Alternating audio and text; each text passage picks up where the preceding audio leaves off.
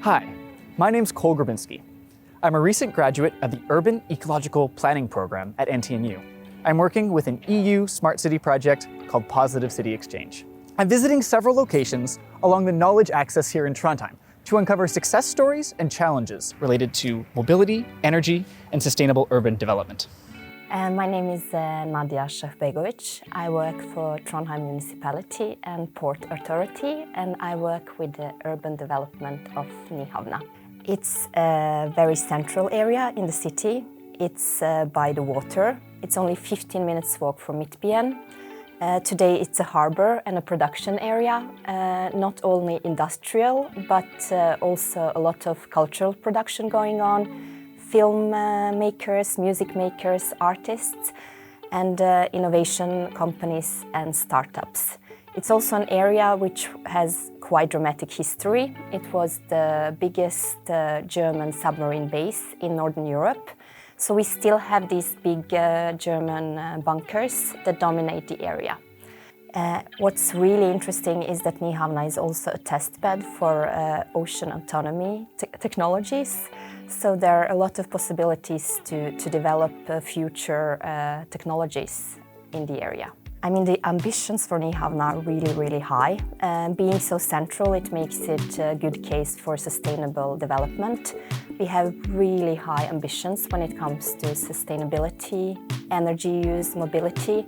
And then being by the water, of course, it makes it extremely attractive for housing, for working, but even as a destination for people coming there who are not living there, because today there are no residents at the area, but people are very curious to come there and to experience it. We are now doing an energy feasibility study to see what we can do in the area.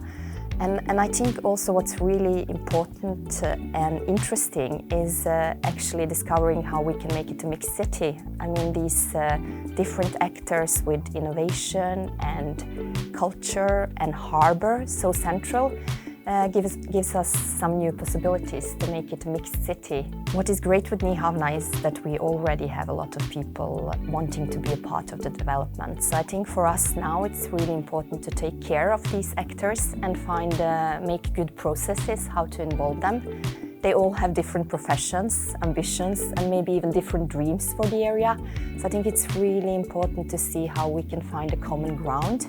And we have had a festival called Hendelser for Nyhavna. Every single year the city was invited and the actors would show up the area, which has been great. So I think we have to work to let even more people discover it and really make a good process so that we can get a good mixed city.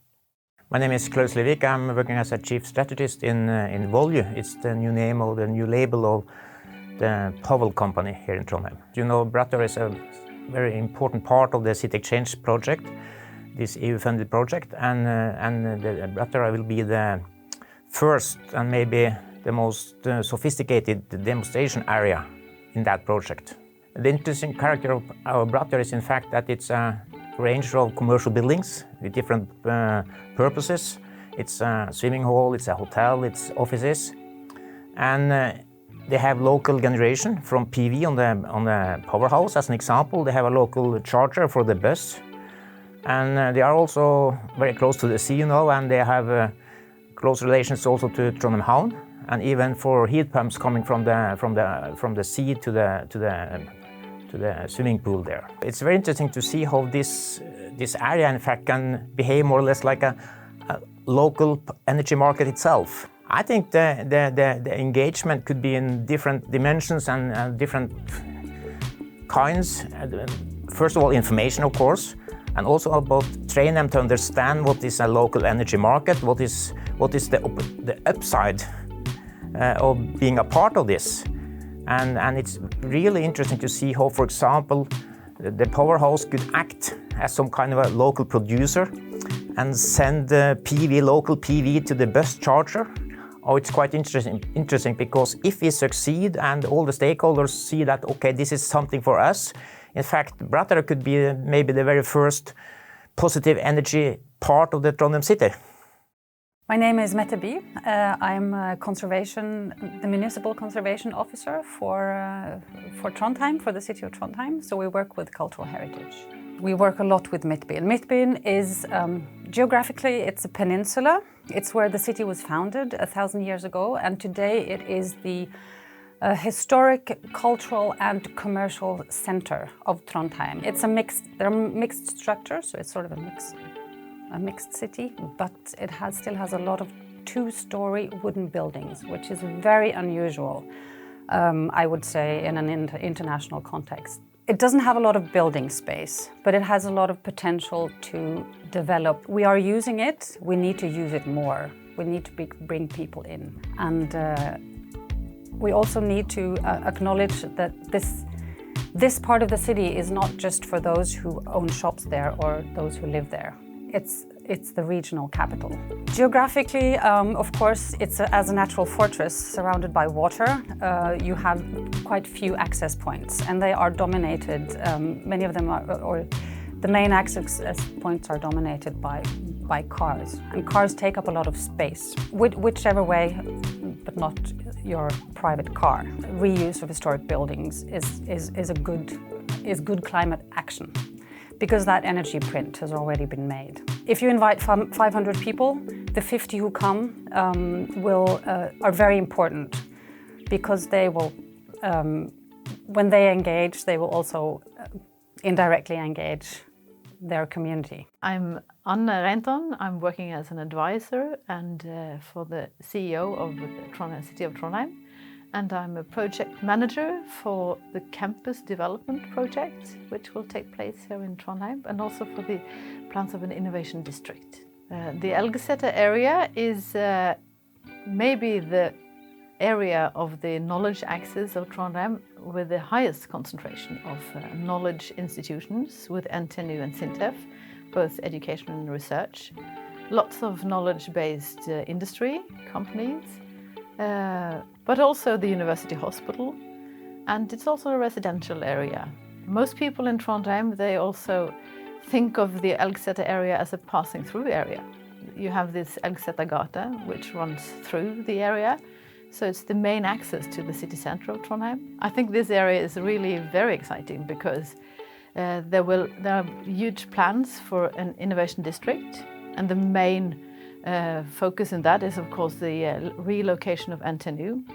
NTNU is already there with 28,000 students and researchers, but they will move from other locations in the city, and there will be, in 10 years' time, there will be 40,000 students and researchers. With that, there will be lots of investments in companies that want to be close to NTNU and SINTEF. And SINTEF on its own, they have lots of plans.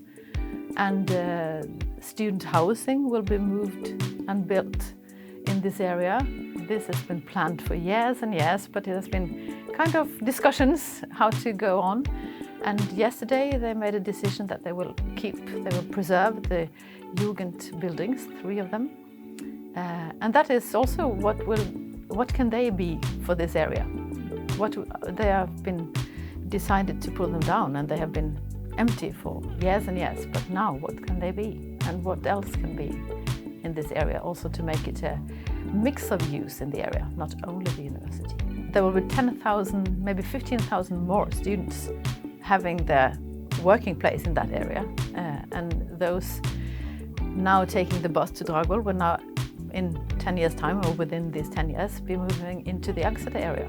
There will be no more parking spaces, so that car traffic will not be more, but how do we fix all the possibilities for those biking, walking, and all these new ways of going there? How can we do things to make this area also a mixed area in the future? We have been working a very long time with the huge stakeholders like the university hospital, like SINTEF, and everybody. But I think the most important thing we did just last year was to establish a city lab and a library in the area. But this space is also a meeting place for the inhabitants. It's open every Tuesday, Wednesday, Thursday for everyone. And there are lots of activities for people in the area.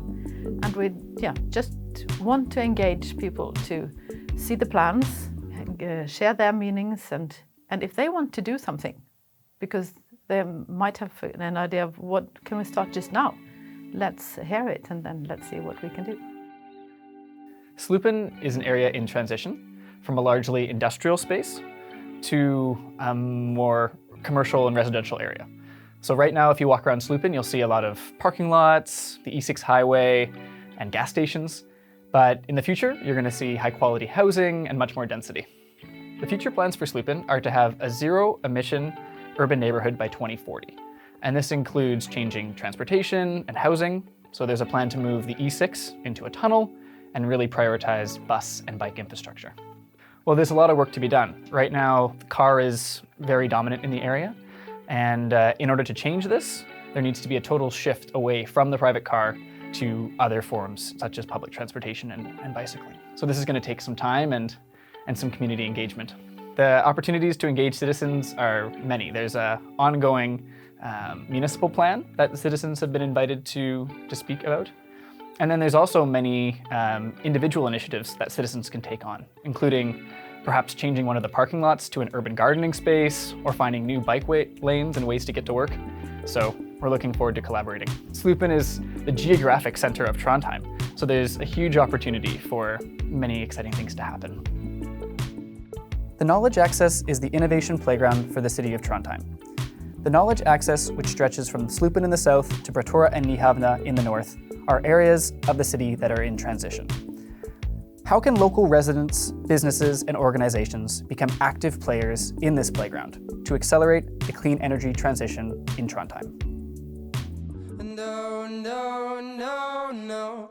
Da, da, da, da, da.